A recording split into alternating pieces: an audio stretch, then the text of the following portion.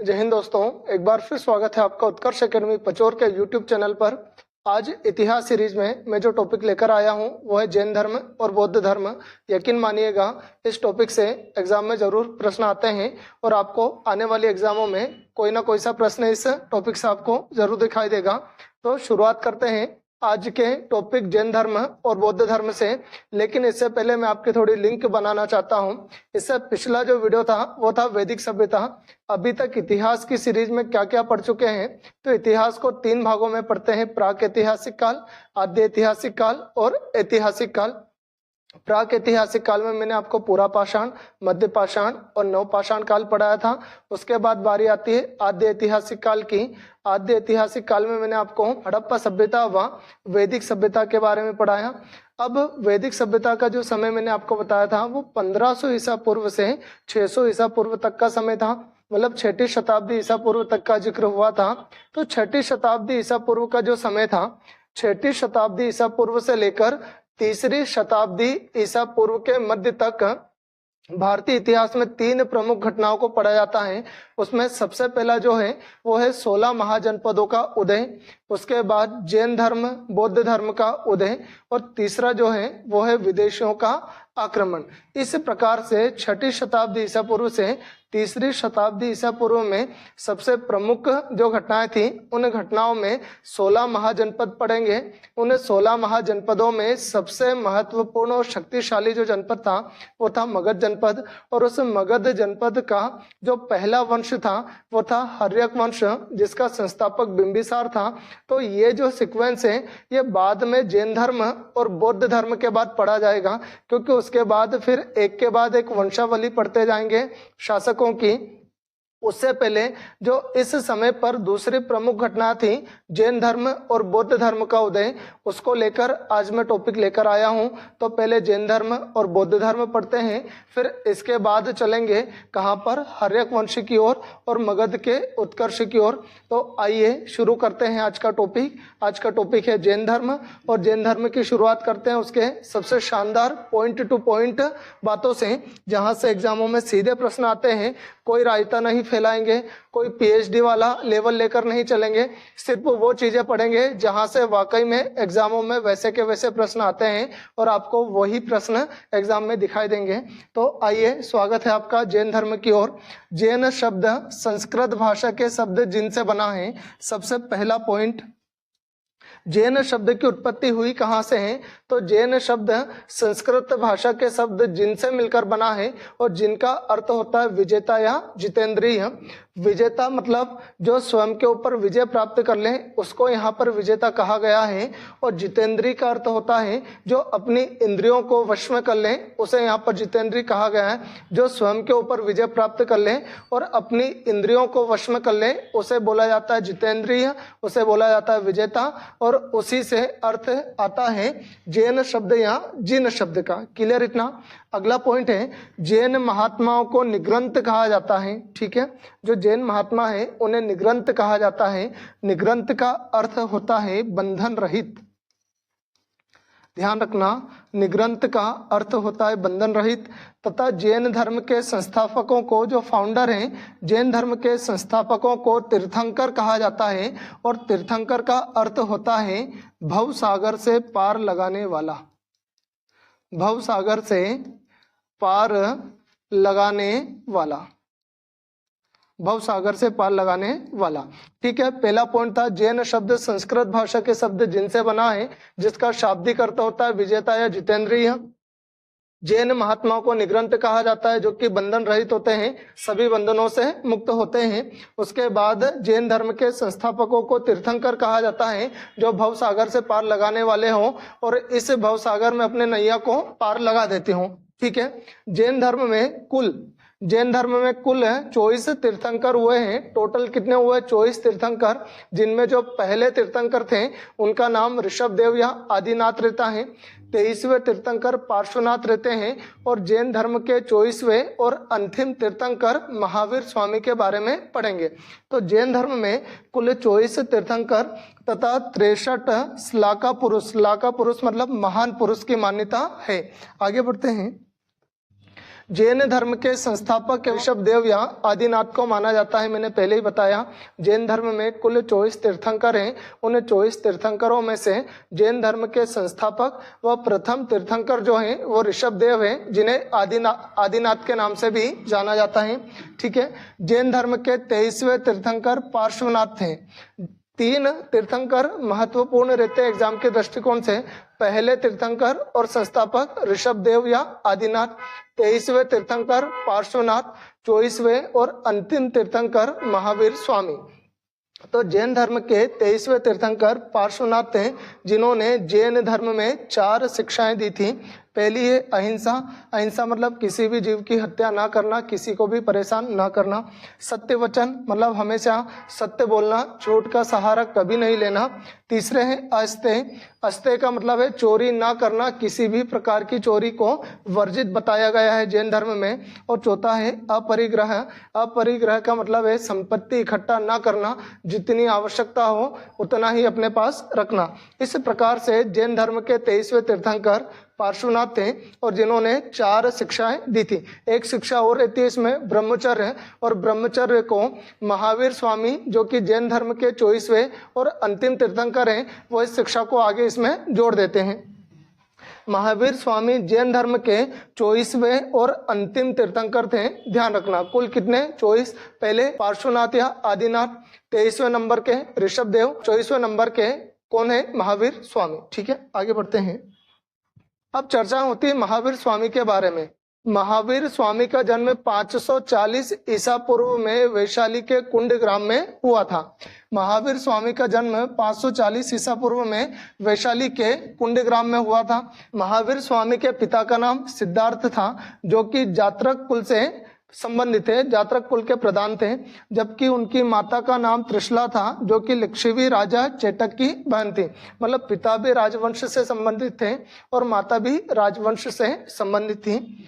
महावीर स्वामी के बचपन का नाम वर्धमान था। कौन कौन सी बातें ध्यान रखी? महावीर स्वामी के पिता का नाम सिद्धार्थ, जो कि जात्रक कुल के प्रधान थे। महावीर स्वामी की माता का नाम त्रिशला, जो कि लिच्छवी राजा चेटक की बहन थी। महावीर स्वामी के बचपन का नाम वर्धमान था। आगे बढ़ते हैं। महावीर स्वामी की पत्नी का नाम यशोदा तथा उनको एक पुत्री भी थी, जिनका नाम अनुजा प्रियदर्शनी था। पत्नी का नाम यशोदा और पुत्री का नाम अनुजा प्रियदर्शनी था। महावीर स्वामी के दामाद का नाम जामिल था। ध्यान रखना। माता पिता की मृत्यु के बाद अपने बड़े भाई नंदीवर्धन, इनके बड़े भाई थे नंदीवर्धन से आज्ञा लेकर 30 वर्ष की अवस्था में इन्होंने गृह त्याग किया था। 12 वर्षों की कठिन तपस्या के बाद महावीर स्वामी को जराम्बिक ग्राम के समीप रिजुपालिका नदी कौन सी थी? रिजुपालिका नदी के तट पर साल वृक्ष के नीचे इन्हें ज्ञान की प्राप्ति हुई थी।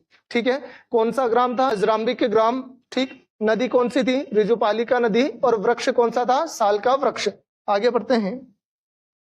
ज्ञान की प्राप्ति के बाद महावीर जिन कहलाए। जिनका मतलब क्या होता है? विजेता। मैं पहले भी बता चुका हूं। जिनका अर्थ होता है विजेता। अहर्त का अर्थ होता है पूज्य, जो पूजने योग्य हो। और निग्रंथ का अर्थ होता है बंधन रहित। इस प्रकार से जब इनको ज्ञान की प्राप्ति होती है रिजुपालिका नदी के तट पर साल के वृक्ष के नीचे, उसके बाद से महावीर स्वामी जिन यानी विजेता, अहर्त यानी पूज्य तथा निग्रंथ यानी बंधन रहित कहलाए। ज्ञान प्राप्ति के पश्चात महावीर स्वामी ने अपना उपदेश राजगृह में विपुवांचल पहाड़ी पर प्राकृत भाषा में दिया था। 2 प्रश्न बनते हैं गौतम बुद्ध के बारे में। जब पढ़ेंगे तो गौतम बुद्ध ने अपने उपदेश पाली भाषा में दिए थे, जबकि महावीर स्वामी ने अपने उपदेश प्राकृत भाषा में दिए थे। महावीर स्वामी के प्रथम अनुयायी उनके दामाद जामिल बने तथा महावीर स्वामी की प्रथम जैन भिक्षुणी चंपा नरेश दधिवाहन की पुत्री चंदना थी। महावीर स्वामी की मृत्यु 72 वर्ष की आयु में 468 ईसा पूर्व में पावापुरी में हो गई थी। जन्म कब हुआ था? 540 ईसा पूर्व में वैशाली के कुंडग्राम में, जबकि मृत्यु हुई थी 72 वर्ष की आयु में 468 ईसा पूर्व में पावापुरी में। 300 ईसा पूर्व में जैन धर्म 2 संप्रदायों में बढ़ जाता है। कौन कौन सा? दिगंबर व श्वेतांबर। ठीक है, दिगंबर जो रहते हैं वो वस्त्र धारण नहीं करते, नग्न अवस्था में रहते हैं, जबकि श्वेतांबर संप्रदाय के लोग सफेद वस्त्र धारण करते हैं। ठीक है, स्थूलभद्र के शिष्य श्वेतांबर कहलाए जो कि सफेद वस्त्र धारण करते हैं, जबकि भद्रबाहु के शिष्य दिगंबर कहलाए जो कि नग्न अवस्था में रहते हैं और कोई वस्त्र धारण नहीं करते। जैन धर्म के त्रिरत्न, ध्यान रखना जब भी आप बौद्ध धर्म पढ़ोगे तो वहां पर सबसे प्रमुख है त्रिपिटक, और यहाँ पर जैन धर्म में चलते हैं त्रिरत्न। कौन कौन से त्रिरत्न हैं? तो सम्यक दृष्टि, सम्यक ज्ञान और सम्यक आचरण। सम्यक का मतलब होता है समान, सभी के लिए एक समान दृष्टि रखना, सभी के लिए एक समान सोचना विचारना और सभी के लिए एक समान आचरण करना। इस प्रकार से जैन धर्म के त्रिरत्न हैं सम्यक दृष्टि, सम्यक ज्ञान और सम्यक आचरण। आगे बढ़ते हैं। त्रिरत्न के अनुशीलन में निम्न 5 महाव्रतों, कौन कौन से 5 महाव्रत? अहिंसा, सत्य वचन, अस्तेय मतलब चोरी ना करना, अपरिग्रह मतलब धन का संचय ना करना एवं ब्रह्मचर्य का पालन करना अनिवार्य है। जो उपरोक्त 4 हैं शुरू वाले, अहिंसा, सत्य वचन, अस्तेय और अपरिग्रह, इन चारों की शिक्षा किसने दी थी? पार्श्वनाथ जी ने। 24वें जो तीर्थंकर है महावीर स्वामी, उन्होंने ब्रह्मचर्य को भी इसमें जोड़ दिया था। ठीक है, यहाँ पर लिखा होगा 5वें महाव्रत ब्रह्मचर्य को महावीर स्वामी द्वारा जोड़ा गया था। पॉइंट है, जैन साहित्य को अंग या आगम भी कहा जाता है। ध्यान रखना, बौद्ध धर्म को जातक जबकि जैन धर्म को आगम कहा जाता है, और जैन धर्म के मौलिक ग्रंथ 14 पर्व कहलाते हैं। ठीक, आगे बढ़ते हैं। जैन धर्म के अनुसार निर्वाण प्राप्ति हेतु त्रिरत्न कौन कौन से? सम्यक दृष्टि, सम्यक ज्ञान और सम्यक आचरण। त्रिरत्न का अनुपालन करना आवश्यक है। जैन धर्म में ईश्वर की मान्यता नहीं है। जैन धर्म में केवल पुनर्जन्म व कर्मवाद में विश्वास हो करते हैं। यदि व्यक्ति अपने कर्मों से छुटकारा नहीं पाता तो उसको फिर से जन्म लेना पड़ता है, उसका पुनर्जन्म होता है। इनका यह विश्वास है, यह मानना है। जैन धर्म ने अपने आध्यात्मिक विचारों को सांख्य दर्शन से लिए हैं। कहाँ से लिए हैं? सांख्य दर्शन से लिए हैं। खजुराहो में जैन मंदिरों का निर्माण, एमपीपीएससी में तो पता नहीं है प्रश्न कितनी बार पूछा जा चुका है। खजुराहो में जैन मंदिरों का निर्माण चंदेल शासकों द्वारा किया गया था। मौर्य उत्तर युग में मथुरा जैन धर्म का प्रसिद्ध केंद्र था।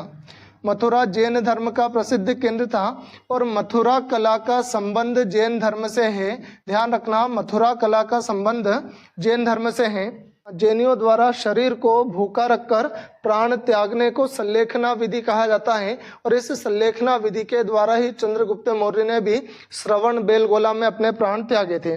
जैन धर्म का प्रसिद्ध सिद्धांत शादवाद, अनेकांतवाद या सप्तभंगी ज्ञान है। ठीक है, यहाँ से भी एग्जामों में प्रश्न आते हैं। इस प्रकार से जैन धर्म आपका कंप्लीट हुआ। जैन धर्म के बाद अब पढ़ते हैं बौद्ध धर्म के बारे में, गौतम बुद्ध के बारे में। तो बौद्ध धर्म के संस्थापक गौतम बुद्ध थे। गौतम बुद्ध का जन्म नेपाल में स्थित कपिलवस्तु के लुम्बिनी नामक ग्राम में 563 ईसा पूर्व में हुआ था।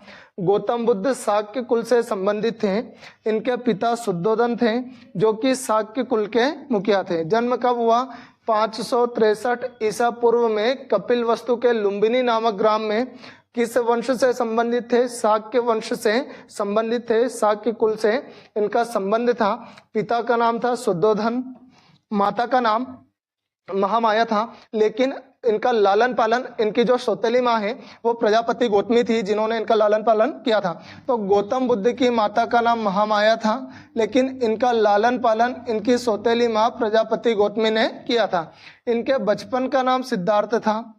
इनकी पत्नी का नाम यशोधरा तथा उनका एक पुत्र था जिनका नाम था राहुल। सिद्धार्थ जब कपिलवस्तु के सैर पर निकले थे तो उन्होंने निम्न 4 दृश्यों को क्रमशः देखा: बूढ़ा व्यक्ति, बीमार व्यक्ति, शव एवं सन्यासी। इनमें से शुरू के जो 3 हैं, इन तीनों को जब वो देखते हैं तो सभी दुखी दिखाई देते हैं, लेकिन चौथा और अंतिम दृश्य रहता है सन्यासी का, जो मनमस्त रहता है, जिसको किसी भी प्रकार का दुख नहीं रहता। तो इन सभी कारणों को कि सुख क्या है, दुख क्या है, इनको जानने के लिए और फिर ये वैराग्य धारण करते हैं। संसार की समस्याओं से व्यतीत होकर बुद्ध ने 29 वर्ष की अवस्था में गृह त्याग किया और बौद्ध ग्रंथ में इस घटना को महाभिनिष्क्रमण कहा जाता है। गृह त्याग के बाद सिद्धार्थ ने वैशाली के आलार कलाम से सांख्य दर्शन की शिक्षा प्राप्त की थी। इसी कारण से आलार कलाम को गौतम बुद्ध का प्रथम गुरु भी माना जाता है। बिना अन्न जल ग्रहण किए 6 वर्ष की कठिन तपस्या के बाद 35 वर्ष की आयु में वैशाख पूर्णिमा की रात को, ठीक है, वैशाख पूर्णिमा की रात को निरंजना या फाल्गु नदी के किनारे पीपल के वृक्ष के नीचे इन्हें ज्ञान की प्राप्ति होती है। नदी कौन सी थी? निरंजना या फाल्गु नदी। वृक्ष कौन था? पीपल का वृक्ष। और स्थान कौन था? स्थान कौन सा था? उरुवेला, जिसे बोध गया के नाम से भी जाना जाता है। ज्ञान प्राप्ति की घटना को बौद्ध ग्रंथों में निर्वाण कहा गया है। ज्ञान प्राप्ति के बाद सिद्धार्थ बुद्ध के नाम से जाने गए तथा उस स्थान को जहां पर इन्हें ज्ञान की प्राप्ति हुई थी उसे बोध गया कहा गया। ज्ञान प्राप्ति के बाद बुद्ध बोध गया से सारनाथ ऋषिपत्तनम पहुंचे तथा सारनाथ में ही बुद्ध ने अपना प्रथम उपदेश दिया था। ध्यान रखना, सारनाथ या ऋषिपत्तनम में गौतम बुद्ध ने अपना प्रथम उपदेश दिया था, जबकि अपने सर्वाधिक उपदेश इन्होंने श्रावस्ती में दिए थे। प्रथम उपदेश ऋषिपत्तनम या सारनाथ में, जबकि सर्वाधिक उपदेश श्रावस्ती में देते हैं। ग्रंथों में इस घटना को धर्म चक्र प्रवर्तन के नाम से जाना जाता है। गृह त्याग करना महाभिनिष्क्रमण, जबकि प्रथम उपदेश जो था इनका वो धर्म ग्रंथों में धर्म चक्र प्रवर्तन के नाम से जाना जाता है। बुद्ध ने अपने सारे उपदेश जन साधारण की भाषा पाली में दिए थे। महावीर स्वामी ने प्राकृत भाषा में अपने उपदेश दिए थे, जबकि गौतम बुद्ध ने अपने सारे उपदेश जन साधारण की भाषा पाली में दिए थे। बुद्ध ने अपने सर्वाधिक उपदेश कौशल देश की राजधानी श्रावस्ती में दिए। अपना प्रथम उपदेश सारनाथ ऋषिपत्तनम में दिया था, जबकि सर्वाधिक उपदेश कहाँ पर दिए थे? श्रावस्ती में। जीवन के अंतिम वर्ष में बुद्ध कुशीनारा गए और वहीं पर सुभद्र को अंतिम उपदेश इन्होंने दिया था। 80 वर्ष की अवस्था में 483 ईसा पूर्व में कुशीनगर में इनकी मृत्यु हो जाती है। गौतम बुद्ध की मृत्यु की घटना को बौद्ध ग्रंथों में महापरिनिर्वाण कहा है। गृह त्याग की घटना को महाभिनिष्क्रमण, प्रथम उपदेश को धर्म चक्र प्रवर्तन तथा इनकी मृत्यु को महापरिनिर्वाण के नाम से जाना जाता है। अगला है बौद्ध भिक्षुओं के निवास स्थान को विहार। जहां पर बौद्ध भिक्षु रहते हैं उस स्थान को विहार कहा जाता है तथा उनके पूजा स्थल को चैत्य कहा जाता है। यहाँ से भी एग्जामों में प्रश्न आते हैं, विहार क्या होता है और चैत्य क्या होते हैं। बौद्ध धर्म का मूल आधार 4 आर्य सत्य हैं। दुख कौन कौन से 4 आर्य सत्य हैं? एक है दुख, बुद्ध के अनुसार सर्वत्र जगह पर दुख है। दूसरा है दुख समुदाय, दुख समुदाय मतलब दुख उत्पन्न होने के कारण। तीसरा है दुख निरोध, दुख निरोध का अर्थ होता है दुख के निर्वाण के लिए अशिक्षा का उन्मूलन आवश्यक है। और चौथा है दुख निरोध गामिनी प्रतिपदा, दुख निरोध गामिनी प्रतिपदा अर्थात अष्टांगिक मार्ग ही दुख निरोध गामिनी प्रतिपदा है। इस प्रकार से बौद्ध धर्म के मूल आधार 4 आर्य सत्य हैं: दुख, दुख समुदाय, दुख निरोध और दुख निरोध गामिनी प्रतिपदा। आगे बढ़ते हैं। बुद्ध का जन्म, ज्ञान की प्राप्ति तथा महापरिनिर्वाण मतलब इनकी मृत्यु तीनों एक ही दिन बैसाख पूर्णिमा के दिन हुए थे, जिस कारण से बौद्धों का सबसे पवित्र त्योहार बैसाख पूर्णिमा को ही माना जाता है। बौद्ध धर्म के बारे में हमें संपूर्ण ज्ञान बुद्ध साहित्य के 3 पिटकों कौन कौन से हैं? सुत्त पिटक, विनय पिटक और अभिधम्म पिटक से प्राप्त होता है। ये पिटक है, अभिधम्म पिटक से प्राप्त होता है। कौन कौन से? सुत्त पिटक, विनय पिटक और अभिधम्म पिटक। अब आगे बढ़ते हैं। निर्वाण बौद्ध धर्म का परम लक्ष्य है, जिसका अर्थ होता है जीवन मरण के चक्र से मुक्त हो जाना और दीपक का बुझ जाना।